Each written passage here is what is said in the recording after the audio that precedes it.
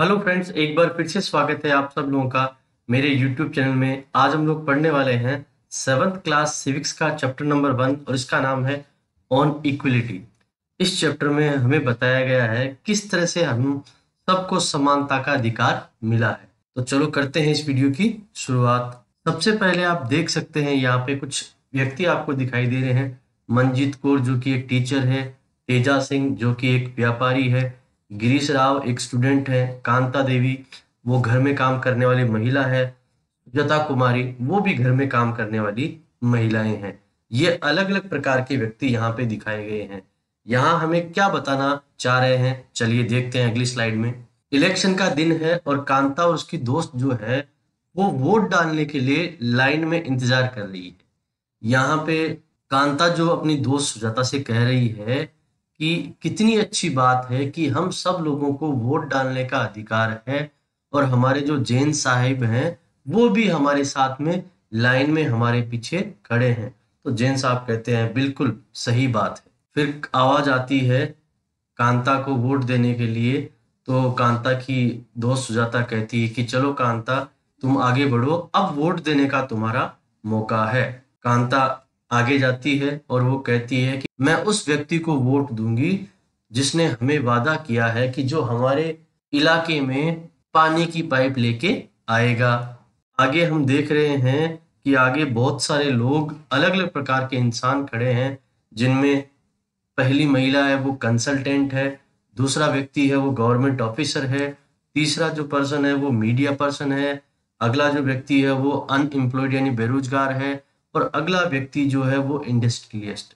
तो ये सारे लोग भी क्या हैं, चुनाव में अपने वोट डालने का जो अधिकार है उसको इस्तेमाल करने के लिए लाइन में खड़े हैं और वो सारे लोग अपनी बारी का इंतजार कर रहे हैं। इसका मतलब ये है कि वोट डालना जो अधिकार है वो सब लोगों के लिए है, चाहे वो अमीर हो या गरीब हो या किसी भी वो व्यवसाय से या कार्य से संबंध रखते हो। उसके बाद में क्या होता है, वोट डालने के बाद में कांता जो है उसको उसके साथ जो है वो अलविदा कहते हैं। वो कहते हैं कि कांता हम बाद में मिलते हैं। तो कांता कहती है ठीक है साहब। अब ये दोनों महिलाएं जो हैं वो आपस में बात कर रही है कि मेरी जो गुड़िया है उसे बुखार है और मुझे उसे हॉस्पिटल लेके जाना पड़ेगा। पहले मुझे साहब के घर पे जाके मेरा काम पूरा करना पड़ेगा और उसके बाद में मुझे कुछ एडवांस पैसा भी लेना पड़ेगा ताकि मैं मेरी गुड़िया को दिखा सकूं। घर जाने के बाद में उस महिला ने क्या किया, अपनी गुड़िया को कुछ गर्म पानी या गर्म दूध या चाय जैसा कुछ पिला दिया और उसे कहा कि ये पी लो, इससे तुम्हें थोड़ा अच्छा लगेगा और शाम को मैं जब आऊंगी तो तुम्हें हॉस्पिटल लेके जाऊंगी। इसमें कोई आश्चर्य नहीं है कि गुड़िया अक्सर बीमार हो जाती है, क्योंकि वो जिस बस्ती में रहती है वो बिल्कुल भी साफ नहीं है और जहाँ गंदगी होती है वहाँ लोग अक्सर बीमार होते रहते हैं। अब आगे पढ़ने वाले हैं इक्वल राइट टू वोट के बारे में। कांता जो है वो साहब के घर पे काम करने के लिए गई हुई है और मैडम उनसे कह रही है कि ध्यान रखो हर एक कोने में पूरी तरह से सफाई होनी चाहिए। फिर कांता ने उनसे एडवांस कुछ पैसा मांगा होगा तो मालकिन ने कहा कि ये एडवांस तो ले लो कांता, लेकिन ध्यान रखो इस चीज की आदत मत बना लेना और हमेशा मुझसे एडवांस नहीं मांगते रहना। तब कांता ने कहा नहीं मैडम, ऐसा दोबारा नहीं करूंगी। उसी शाम को कांता जो है एक लाइन में खड़ी है और वो अपनी बेटी को हॉस्पिटल में दिखाने के लिए आई हुई है और वो कांता सोच रही है कि जैन मैडम और जैन साहब है, उन्हें वोट के लिए तो लाइन में खड़ा होना पड़ता है, परंतु जब वो अपने बच्चों को दिखाने के लिए आते हैं तो उन्हें किसी प्रकार का इंतजार नहीं करना पड़ता है। तो दोस्तों यहाँ पे एक खास बात आपको बताई जा रही है कि ये जो वोट देने का अधिकार है, जैसा कि आपने 6th में भी पढ़ा होगा, इसे कहते हैं यूनिवर्सल एडल्ट फ्रेंचाइज।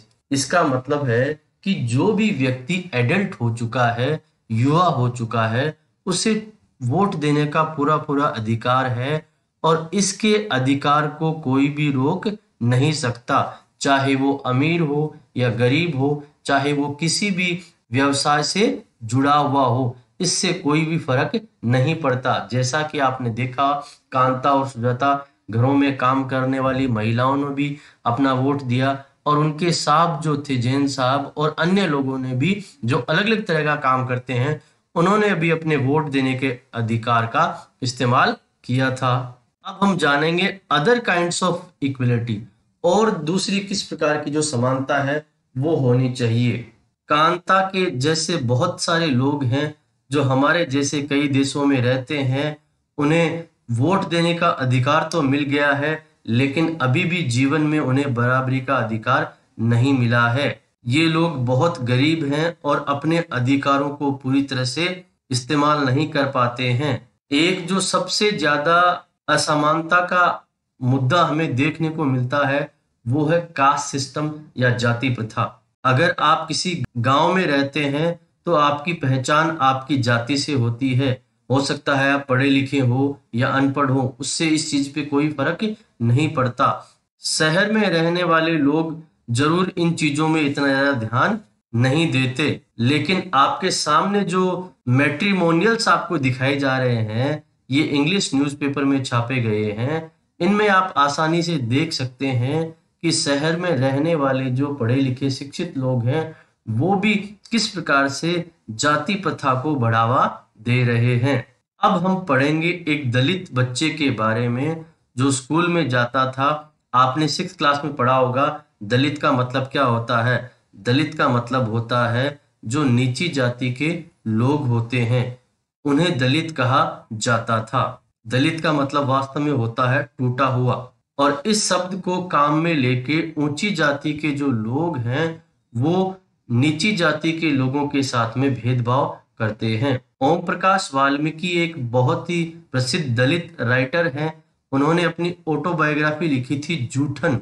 उसमें उन्होंने लिखा था कि मुझे मेरे क्लास के बच्चों से बहुत दूर बैठना पड़ता था, और वो भी फर्श पे, जहाँ पे एक चटाई हुआ करती थी जिस पे मैं बैठा करता था, और कई बार तो मुझे वो चटाई भी बैठने को नहीं मिलती थी, और कई बार मुझे बिना किसी कारण से पीट दिया जाता था। जब मैं 4th क्लास में था तो मेरे हेडमास्टर साहब ने मुझसे कहा स्कूल के प्लेग्राउंड को साफ करो। इस किताब में ओम प्रकाश वाल्मीकि ने कहा है कि मेरा जो स्कूल का ग्राउंड था वो मेरे लिए बहुत बड़ा था, और मैं इसको साफ करते करते बहुत ज्यादा थक जाता था, और मैं पूरी तरह से पसीने से भर जाता था। धूल मिट्टी मेरे मुंह में चली जाती थी। मेरे साथ के बच्चे पढ़ाई करते रहते थे और मैं पसीने में नहा रहा होता था। हेडमास्टर अपने कमरे में बैठे बैठे मुझे देखा करते थे। मैं पूरे दिन इसी प्रकार से साफ सफाई करता रहता, और कोई भी मुझे किसी प्रकार का आराम देने के लिए नहीं सोचता। अगले कई दिनों तक ओम प्रकाश इसी प्रकार से काम करता रहा, लेकिन इस सब का अंत तब हुआ जब एक दिन स्कूल के पास से गुजरते हुए ओम प्रकाश के पिताजी ने देख लिया। उन्होंने सारे टीचर्स और हेडमास्टर साहब का विरोध कर दिया और कहा आप सब लोग टीचर हैं और आप मेरे बच्चे से ऐसा काम करवा रहे हैं, आप इस बात को ध्यान रखिए, वो यहाँ पे पढ़ने के लिए आया है, वह ऐसे काम नहीं करेगा। तो आपने देखा किस प्रकार से हमारे देश में इस प्रकार का भेदभाव दलित लोगों के साथ में हुआ था। तो उस व्यक्ति को समानता का अधिकार कहाँ मिला। दूसरी हमारी जो कहानी है वो भी एक बड़े शहर की कहानी है जो आजकल मुख्यतः हमें देखने को मिलता है। ये कहानी है मिस्टर और मिसेज अंसारी की, जो एक अपार्टमेंट में मकान लेना चाहते थे। उनके पास पैसा था और पैसा देने में उन्हें कोई तकलीफ नहीं थी। वो एक प्रॉपर्टी डीलर के पास पहुंचे और उसने एक उन्हें जगह बताई। डीलर ने कहा कि वह कुछ अपार्टमेंट में आपको जगह दिखाएगा जहां हमें खाली फ्लैट मिल जाएंगे। वो पहले अपार्टमेंट में गए। मिस्टर अंसारी को ये अपार्टमेंट अच्छा लगा और उन्होंने कहा कि इसे ले लेते हैं। लेकिन जैसे ही मकान मालकिन को पता लगा ये लोग एक विशेष जाति से संबंध रखते हैं, तो उस महिला ने उन्हें कह दिया कि हमारी बिल्डिंग में कोई भी नॉन वेजिटेरियन खाना नहीं खा सकता, इसलिए हम आपको यहाँ रहने नहीं दे सकते। दोनों पति पत्नी मिस्टर अंसारी और मिसेज अंसारी इस बात को सुनकर बहुत ही आश्चर्यचकित हुए, क्योंकि उन्हें पास के घर से मछली पकने की खुशबू आ रही थी और ये महिला उन्हें साफ साफ झूठ बोलकर अपना मकान देने से मना कर रही थी। अंततः प्रॉपर्टी डीलर ने उनसे कहा कि आप अपना नाम बदल लीजिए। तब मिस्टर और मिसेज अंसारी ने कहा कि हम अपना नाम क्यों बदलें, हम अपना नाम नहीं बदलेंगे। और उन्हें लगभग 1 महीना लग गया अपने मकान को ढूंढने के लिए। तो हमने देखा कि हमारे देश में इस प्रकार से भेदभाव होता था और अभी भी होता है। अब हम बात करेंगे रिकॉग्नाइजिंग डिग्निटी। डिग्निटी का मतलब होता है सम्मान। हर एक व्यक्ति को पूरा सम्मान पाने का अधिकार है। ओम प्रकाश वाल्मीकि और मिस्टर अंसारी जैसे लोग जो हमारे देश में रहते हैं, वो भी हमारे देश के बाकी नागरिकों जैसे हैं, इसलिए उन्हें भी अपना पूरा पूरा सम्मान पाने का अधिकार है। परंतु आपने देखा कि किस प्रकार से जाति और धर्म के नाम पे उनके साथ में भेदभाव किया गया। ओम प्रकाश और अंसारी जैसे लोगों के साथ में इस तरह का व्यवहार बिल्कुल भी नहीं होना चाहिए जैसा उनके साथ में हुआ था। उन्हें भी उसी प्रकार के सम्मान का अधिकार है जैसा हम सब लोग अपने लिए चाहते हैं। अब हम पढ़ेंगे इक्वलिटी इन इंडियन डेमोक्रेसी। हमारा जो भारतीय लोकतंत्र है उसमें समानता के बारे में क्या विचार है। हमारा इंडियन कॉन्स्टिट्यूशन जो है, संविधान जो है, वो सभी को बराबर मानता है। इसका मतलब हमारे देश के जितने भी लोग हैं, चाहे वो महिला हो या पुरुष हो, चाहे वो किसी भी जाति से, धर्म से या कबीले से या किसी भी शिक्षण संस्थान से या किसी भी आर्थिक बैकग्राउंड से संबंध रखते हैं, वो हमारे संविधान के सामने बराबर हैं। समानता का अधिकार बहुत बड़ा होता है। जैसा कि मैंने आपको पिछले स्लाइड में दिखाया था, ये एक बच्चा है जो अमीर लोगों के जूते पॉलिश करता है और उसके पैसे जो हैं उसे फेंक के दिए जाते हैं। तब वो इस चीज का विरोध करता है कि मुझे जो मेरी मजदूरी है वो सम्मान के साथ में देनी चाहिए। ये 1975 में एक फिल्म आई थी दीवार, उसका सीन है। उसमें भी समानता के बारे में बताया गया था। पहले हमारे यहाँ कोई भी ऐसे कानून नहीं थे जो इस प्रकार के भेदभाव को रोक सके, परंतु बाद में संविधान के लागू होने के बाद में इस तरह से नियम, कायदे और कानून बनाए गए कि सभी लोगों को उनका पूरा सम्मान और समानता का अधिकार मिले। इसमें सबसे मुख्य बात यह है कि कानून के सामने सभी व्यक्ति समान हैं, चाहे वो कांता जैसे घर में काम करने वाले मजदूर हो या किसी प्रकार का और काम करने वाले व्यक्ति हो या बहुत बड़े पैसे वाले लोग हों, चाहे वो किसी भी जाति, धर्म, समुदाय से संबंध रखते हो, चाहे वो महिला या पुरुष हो। उसी के साथ साथ में हर एक व्यक्ति को ये अधिकार है कि वो जितने भी प्लेग्राउंड हैं, होटल्स हैं, दुकानें हैं और मार्केट है, वहां पे आसानी से आ जा सकता है। और अगर उसके पास वहां पे जाने के लिए पैसा हो तो वो जो खरीदना चाहे वो खरीद सकता है। अगला अधिकार ये है कि छुआछूत को पूरी तरीके से हटा दिया गया है। 2 तरीके जिनसे हमारी सरकार ने समानता का अधिकार देने का प्रयास किया है वो है हमारे संविधान में लागू किए गए कानून और दूसरा है सरकार के द्वारा चलाई गई बहुत सारी योजनाएं जो पिछड़े हुए लोगों को उठने का मौका देती है। हमारे संविधान में बहुत सारे ऐसे कानून हैं जो हर एक व्यक्ति के अधिकारों की रक्षा करते हैं और इसी के साथ साथ में सरकार ने बहुत सारी ऐसी योजनाएं चला रखी है जो उनके उत्थान का काम भी करते हैं। इसी प्रकार की एक योजना है जो सरकार के द्वारा चलाई गई है, उसे कहा जाता है मिड डे मील। इस योजना में क्या होता है, गांव के सरकारी स्कूल में जो गरीबों के बच्चे आते हैं उन्हें खाना मिलता है ताकि उन्हें मुफ्त खाना भी मिल सके और उसके साथ ही साथ वो शिक्षा को भी प्राप्त कर सकें। इस योजना का बहुत अधिक फायदा हुआ और इस योजना के कारण बहुत सारे बच्चे स्कूल में आने लगे। ऐसे बच्चों को माताओं के द्वारा बार बार ध्यान रखने की आवश्यकता होती थी, परंतु जब ये बच्चे स्कूल जाने लगे तो उनकी माताएं भी हैं वो पूरी तरह से आजाद हो गई और वो भी अपना काम कर सकती थी। दलित महिलाओं को यहाँ खाना बनाने का काम दिया गया और उन्हें भी इस प्रकार से कुछ आमदनी होने लगी। इस प्रकार की सरकारी योजनाएं जो हैं वो हमें समानता का अवसर देती है, लेकिन अभी भी बहुत सारी इस तरह की योजनाओं को चलाना जरूरी है ताकि अमीरों और गरीबों में जो भेदभाव है उसे दूर किया जा सके। आज भी हम ऐसे स्कूल देख सकते हैं जहाँ पे दलित बच्चों को, जैसे ओम प्रकाश वाल्मीकि जैसे बच्चों के साथ में भेदभाव किया जाता है और उन्हें पूरा सम्मान नहीं दिया जाता है। इसका एक कारण ये भी है कि लोगों का जो नजरिया है उसे बदलने में काफी देर लगती है। लोग अपने नजरियों को बदलना नहीं चाहते। वो जिस तरह के भेदभाव को देखते हुए आए हैं उसे वो जारी रखना चाहते हैं। यहाँ पे आपके सामने एक पिक्चर दिखाई दे रही है। डॉक्टर भीमराव अंबेडकर की संविधान का निर्माण किया था। उन्होंने भी कहा था कि अगर किसी व्यक्ति को पूरा सम्मान नहीं मिलता है तो उसका जीना बेकार है। इसके बिना व्यक्ति का जीवन पूरी तरह से निरर्थक है। हर एक व्यक्ति को हार्ड वर्क और बहुत अधिक संघर्ष करना चाहिए ताकि वो अपने जीवन में कुछ कर सके। हम सबको एक न एक दिन इस दुनिया को छोड़कर जाना है और इस दुनिया को छोड़कर जाने से पहले हमें कुछ न कुछ ऐसा करना चाहिए कि हम दूसरों के जीवन में कुछ अच्छा बदलाव कर सकें। परंतु उसके लिए आत्मसम्मान का होना बहुत जरूरी है।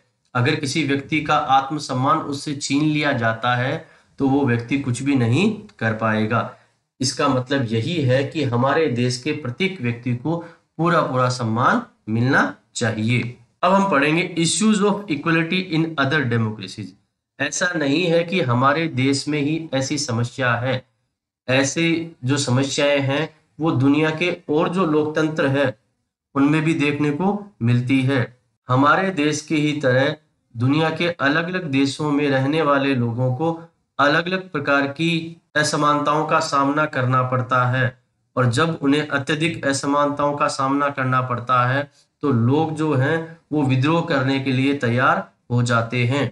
ऐसी ही एक महिला का नाम है रोजा पार्क, जो एक अफ्रीकन अमेरिकन महिला थी और वो एक समय बस में यात्रा कर रही थी। ये बात है 1 दिसंबर 1955 की और उन्होंने अपनी सीट से खड़े होने के लिए मना कर दिया और उस घटना के बाद में ये एक बहुत बड़ा आंदोलन बन गया जिसे सिविल राइट मूवमेंट कहा गया और उसके बाद में 1964 में सिविल राइट एक्ट जो है उसे लागू किया गया और उसमें कहा गया कि किसी भी व्यक्ति को जाति, धर्म या देश के कारण से किसी भी प्रकार का भेदभाव का सामना नहीं करना होगा। और इसमें यह भी कहा गया कि हमारे देश में जितने भी संस्थान हैं, चाहे वो विद्यालय हो या और हो, वो सभी लोगों के लिए पूरी तरह से खुले होंगे और हमारे देश में किसी भी प्रकार का भेदभाव नहीं होगा। तो अमेरिका जैसे देश में भी इस तरह का भेदभाव का लोगों को सामना करना पड़ा था। इस तरह के जो भेदभाव हैं दुनिया में अलग अलग समय पे अलग अलग जगहों पे हमें देखने को मिलते हैं और जब भी इस तरह के भेदभाव होते हैं तो लोग उसके खिलाफ विरोध में खड़े हो जाते हैं और अंततः भेदभाव करने वाले लोगों को झुकना पड़ता है और यही सच्चे मानव का गुण होना चाहिए। अब हम हमारे आर्टिकल 15 जो हमारे इंडियन कॉन्स्टिट्यूशन का है उसके बारे में पढ़ेंगे। हमारे इंडियन कॉन्स्टिट्यूशन का जो आर्टिकल 15 है वो हमें ये कहता है कि हम किसी भी प्रकार का भेदभाव धर्म, जाति, समुदाय, सेक्स और जन्म के स्थान के अनुसार नहीं कर सकते। हमारा जो राज्य है वो कभी भी किसी व्यक्ति में कोई भेदभाव नहीं करेगा धर्म, जाति, समुदाय, सेक्स और उनके जन्म स्थान को लेकर। और इसमें यह भी कहा गया है कोई भी व्यक्ति किसी भी प्रकार की दुकान, पब्लिक रेस्टोरेंट, होटल और पब्लिक एंटरटेनमेंट के जितने भी स्थान है वहां जा सकता है। उसके लिए इन स्थानों में किसी प्रकार की कोई मनाही नहीं होगी। इसमें यह भी कहा गया है कि पानी के जितने भी साधन हैं, चाहे वो कुएं हो, चाहे वो टैंक हो या और जो स्थान है और भी पब्लिक प्लेसेज हैं, वहां पे किसी भी व्यक्ति को किसी भी प्रकार की मनाही नहीं होगी। अब हम पढ़ेंगे हमारी डेमोक्रेसी के सामने आने वाले चैलेंजेस के बारे में। दुनिया के किसी भी देश को पूरी तरह से डेमोक्रेटिक नहीं कहा जा सकता। दुनिया के हर एक डेमोक्रेटिक कंट्री में हमेशा किसी न किसी प्रकार की समस्याएं बनी रहती है। डेमोक्रेसी में अक्सर किसी न किसी प्रकार के समुदाय के साथ थोड़ा बहुत भेदभाव होता ही रहता है। परंतु हमारा ये प्रयास होना चाहिए कि हर एक व्यक्ति के सम्मान का पूरा पूरा ध्यान रखा जाए।